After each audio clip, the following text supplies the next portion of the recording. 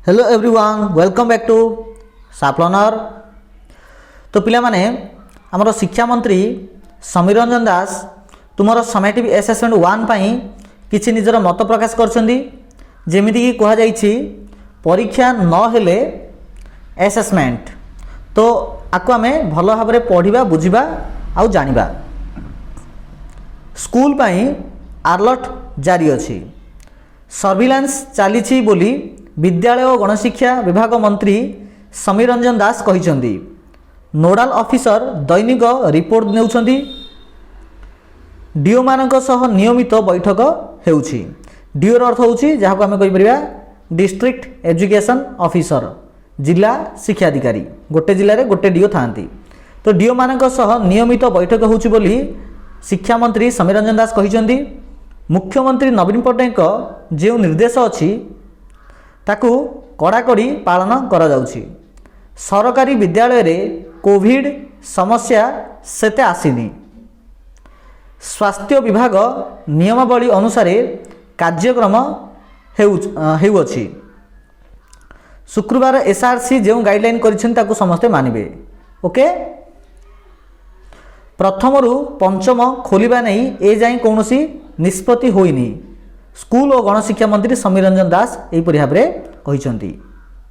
आसंता जनवरी 5 तारिख रे दशम श्रेणी छात्र छात्री एसेसमेंट परीक्षा हेबो। जदि मार्च रे परीक्षा न हुए एही एसेसमेंट मार्क आधार रे मार्किंग करा जिवो। कोविड नियम मानि परीक्षा हेबो। जेउ पर्यंत कोर्स पढ़ा जाइछि सेतिकी जाए परीक्षा हेबो बोली गणशिक्षा मंत्री कहिसेंती। एठारे जेउ पर्यंत कोर्स पढ़ा जाइछि एहार अर्थ पिला माने एमिति नाही जे वर्तमान तम स्कूल रे मनकर फॉर्मेटिव एसेसमेंट 3 पाई मनकर एडवांस पढ़ा जाइथिबो। ता अर्थ नाही जे फॉर्मेटिव एसेसमेंट 3 रो पळे आसीबो। रूल एंड रेगुलेशन अनुसायी रूल रेगुलेशन कोन कहउछि जे समेटिव एसेसमेंट 1 रे कोन आसीबो ना आमे टिके देखिबा आबे। याको देखंतो एडा होछि सेही नोटिफिकेशन। एथिरे जिमिति कि कहा जाय जे साहित्य रो कोन अछि समेटिव एसेसमेंट 1 पाई बंदे उत्कल जननी राघवंग लंका जांतर नुकुल कांतक लक्ष्मण महापात्र व्याकरण वाक्य विचार नत्व सत्वविधि एटा फॉर्मेटिव एसेसमेंट 1 थिला। आ फॉर्मेटिव एसेसमेंट 2 अछि, अर्थात फॉर्मेटिव एसेसमेंट 1 एवं फॉर्मेटिव एसेसमेंट 2 रे जहा पडिथिला ताहा समेटिव एसेसमेंट 1 रे आसीबो। ओके, एहार पीडीएफ जदि पाय पई चाहुंचो निहात रूपे हमर टेलीग्राम ग्रुप एवं व्हाट्सएप ग्रुप जार लिंक एही वीडियो रो डिस्क्रिप्शन बॉक्स रे अछि, सेथे क्लिक करी ग्रुप रे जॉइन हो, तुमको एटा अवेलेबल कर दिया जिवो। ओके, तो ए प्रकार सूचना किछि अछि शिक्षा मंत्री समीर रंजन दास को द्वारा। तो निहात रूपे पे मैंने बुझी पार्थिव जे तुमर जनवरी 5 रु निहात रूपे आउ 100% समेटिव एसेसमेंट 1 परीक्षा हेबो। तेणु कौन सी भ्रांति रे पड़ नाही जे हबो नाही बोली कि ए प्रकार धारणा मन रख नाही। आउ गोटे जिनस जानी रख जे समेटिव एसेसमेंट 2 आगामी समय हेबो कि न हेबो ता पे बहुत गोटे डाउट अछि। काइना जो प्रकार कोरोना और ओमिक्रॉन व्यापुची तो किछि कहि होउनी जे समेटिव एसेसमेंट 2 हेबो बोली, जोटा कि एही पेपर कटिंग रे मध्य शिक्षा मंत्री कहिसेंती। कोन कहिसेंती जदि मार्च रे परीक्षा न हुए, प्रकृत रे एक्चुअली मार्च नहीं पिला माने हेबा कथा एडा एप्रिल लास्ट वीक। बुझी पारछ ना, हमर ऑफिशियल चिठी अनुसार समेटिव एसेसमेंट 2 केबे मते मार्च नहीं एप्रिल मास लास्ट वीक हेबा कथा। ओके, ऑफिशियल चिठी अनुसार बुझी पारछ ना। तो सेटा जदि न हबो तबे निहात रूपे एही जो समेटिव एसेसमेंट 1 जो हबो एथिरु प्राय 50% मार्क काउंटिंग हबो फाइनल स्कोर रे। आउ समेटिव एसेसमेंट 2 जोटा कि घरे बसिकी परीक्षा दबो एटे कहला परीक्षा न हबर अर्थ होउछि नाही इमित नाही जे तमे परीक्षा दबोनी, परीक्षा दबो किंतु सेथरु काउंटिंग हबो 30%। आ तमरो जो फॉर्मेटिव एसेसमेंट 1 2 3 4 होइतले सेथरु 20%। आउ थरे कहउछि ए 20% होउछि फॉर्मेटिव एसेसमेंट 1 2 3 4, ए 30% होउछि समेटिव एसेसमेंट 2 जाकि तमे घरे बसी परीक्षा देइथिबो।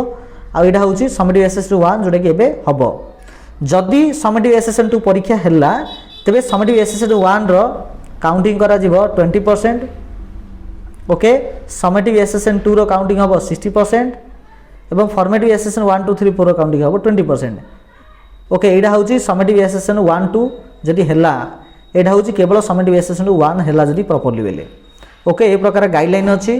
तो आमे समस्ते कोरोना एवं ओमिक्रॉन रो जो भी गाइडलाइन अछि जिमिति कि मास्क यूज करिबा, प्रॉपर्ली सोशल डिस्टेंस मेंटेन करिबा, ता सहित प्रॉपर्ली हाथ को सैनिटाइज करथुबा, ए सब जिनस आम जदि रेगुलारली फॉलो करिबा तबे कोनोसी खराब परिस्थिति आसीबो नाही।